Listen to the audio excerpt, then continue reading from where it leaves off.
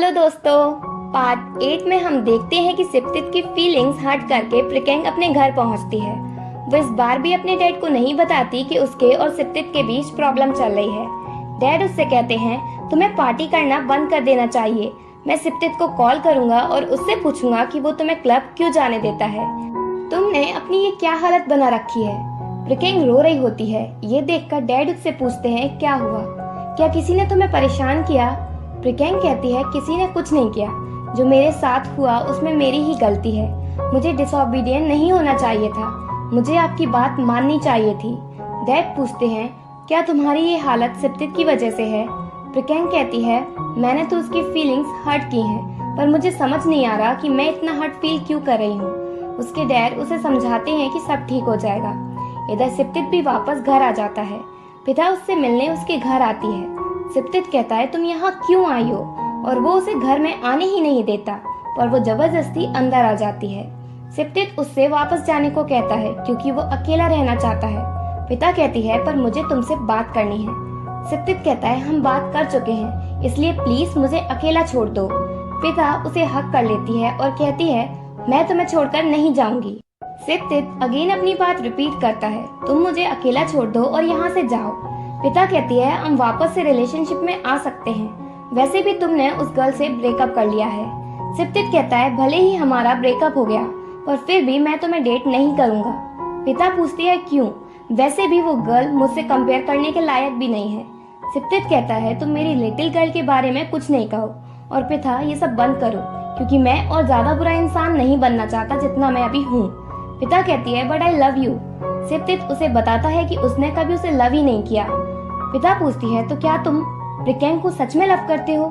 सिप्तित कहता है, हाँ मैं करता हूँ, मैं उसे बहुत लव करता हूँ, इससे तुम्हें क्या प्रॉब्लम है। पिता उसे स्लैप मारती है और कहती है, तुम मेरे साथ ऐसा कैसे कर सकते हो, मैंने तुम्हारे लिए सब कुछ गिव अप कर दिया, तुम बहुत बुरे हो।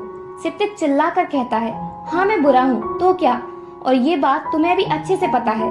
मैंने तुमसे कहा कि तुम मुझे अकेला छोड़ दो, तो तुम वापस क्यों आई मेरे पास। तुमने अपनी लाइन क्रॉस क्यों की, प्रिकेंग के साथ फाइट क्यों की तुमने।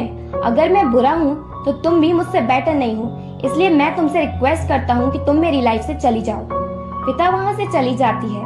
देन सिप्तित प्रिकेंग के बिना ही विम्बार्डिन फार्म जाता है लेटर बॉक्सेस निकालने। जब वो फार्म में उसी प्लेस पर पहुंचता है तो वो अपने बचपन के टाइम की सोचता है, जब उसने और प्रिकेंग ने मिलकर लेटर्स जमीन में दबाए थे, और उन दोनों ने प्रॉमिस किया था कि जब हम अगेन मिलेंगे तो हम इन लेटर्स को साथ में रीड करेंगे। पर अनफॉर्चुनेटली वो लेटर्स सिप्तित अकेला ही निकालता है और उन लेटर्स को अकेला ही रीड करता है। सिप्तित प्रिकेंग के एक लेटर को रीड करता है, जिसमें प्रिकेंग ने लिखा था कि सिप्तित सच में मेरे लिए बहुत अच्छा ब्रदर है।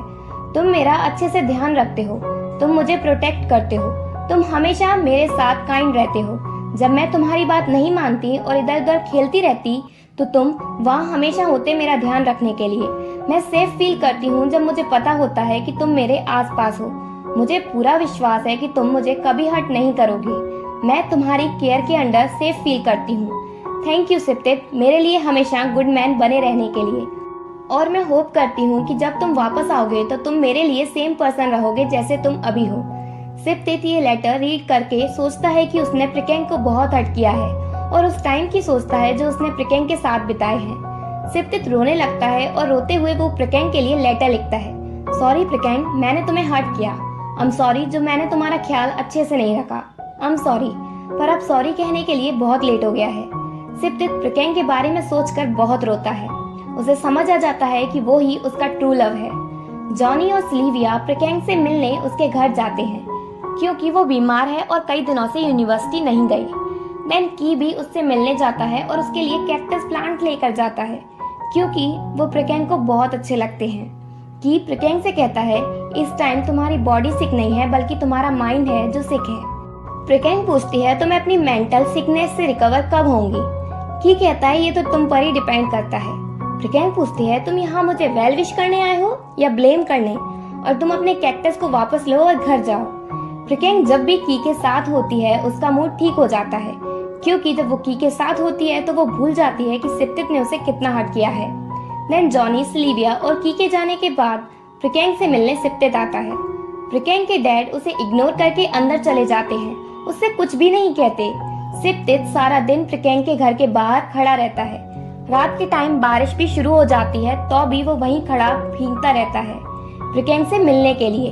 सिप्तित को बारिश में भीगता हुआ देखकर प्रिकेंग के डैड बाहर आते हैं और सिप्तित से घर जाने को कहते हैं। वो उनसे पूछता है कि प्रिकेंग कैसी है, पर वो कहते हैं तुम बस यहाँ से जाओ क्योंकि मेरी बेटी तुम्हें देखना तक नहीं चाहती। सिप्तित कहता है मुझे पता है, पर मुझे उसकी चिंता हो रही है। डैड कहते हैं पहले तुमने उसके साथ गलत किया, पर अब तुम कह रहे हो कि तुम्हें उसकी चिंता हो रही है। अगर तुम सच में मेरी बेटी की केयर करते तो तुम उसका अच्छे से ख्याल रखते। सिप्तित अपनी गलती के लिए सॉरी कहता है, पर वो कहते हैं बहुत देर हो गई है, तुम्हारा सॉरी कहना अब यूजलेस है। सिप्तित कहता है पर मैं उसे लव करता हूँ। डैड कहते हैं तुमने उसे धोखा दिया, फिर तुम कैसे कह सकते हो कि तुम उसे लव करते हो? तुम सिर्फ खुद को लव करते हो, तुम सेल्फिश हो। मेरी बेटी ने तुम्हें ऑलरेडी एक चांस दिया चेंज होने के लिए, पर तुम वो भी करने में फेल हो गए। पर अगर तुम खुद को चेंज नहीं कर सकते तो यहाँ से चले जाओ, तुम मेरी बेटी के लिए सही मैन नहीं हो। डैड फिर अंदर चले जाते हैं। प्रिकेंग विंडो से सिप्तित को देख रही थी। सिप्तित सारी रात प्रिकेंग के घर के बाहर ही खड़ा रहता है और उसे अपनी सारी गलतियों का एहसास होता है। नेक्स्ट डे प्रिकेंग यूनिवर्सिटी जाती है और सोचती है नाइट्स जितनी ज्यादा डार्कर होती हैं हम उतने ही अच्छे से स्टार्स देख सकते हैं। जब हम डिफिकल्ट टाइम से गुजरते हैं तब जाकर हमें पता चलता है कि हमारे साइड कौन है। यूनिवर्सिटी में वो अपने फ्रेंड्स के साथ बिजी होती है। तब वो सोचती है हमें बिजी हो जाना चाहिए जिससे हमारे पास किसी की चिंता करने के लिए टाइम नहीं होगा। और जब वो की के साथ होती है तो सोचती है हमें हमेशा उन्हीं लोगों के साथ रहना चाहिए जिनके साथ हमें कंफर्टेबल फील होता है।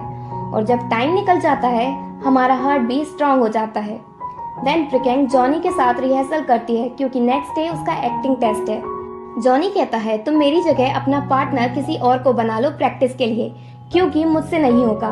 तभी वहाँ की आता है। सिल्विया जॉनी और प्रिकेंग से कहती है लड़ना बंद करो, लगता है हमें प्रिकेंग का प्रैक्टिस पार्टनर मिल गया। जॉनी की से प्रिकेंग का पार्टनर बनने की पूछता है रोमांटिक सीन की रिहर्सल करने के लिए, तो वो मान जाता है। जब प्रिकेंग अपनी लाइंस कहती है तो वो पूरा उनमें ही खो जाता है। फिर वो वर्क का बहाना बनाकर वहाँ से चला जाता है। सिल्विया प्रिकेंग से कहती है अगर तुम सिप्तित को भूलना चाहती हो तो तुम की के साथ रहो, वैसे भी वो तुम्हारे लिए बेस्ट है और उसके मन में तुम्हारे लिए फीलिंग्स भी हैं। देन इवनिंग के टाइम प्रिकेंग एग्रीकल्चर डिपार्टमेंट की लाइब्रेरी में जाती है, जहाँ सिप्तित उसके पास जाता है और उससे पूछता है तुम यहाँ क्या कर रही हो? प्रिकेंग कहती है मैं यहाँ अपने बॉयफ्रेंड से मिलने आई हूँ। सिप्तित कहता है तुम्हारा बॉयफ्रेंड, तो इसका मतलब तुम की को डेट कर रही हो? प्रिकेंग कहती है हाँ। सिप्तित पूछता है क्या तुम उसे लव करती हो? प्रिकेंग झूठ बोलती है कि वो की को लव करती है, वो तो अभी भी सिप्तित को ही लव करती है।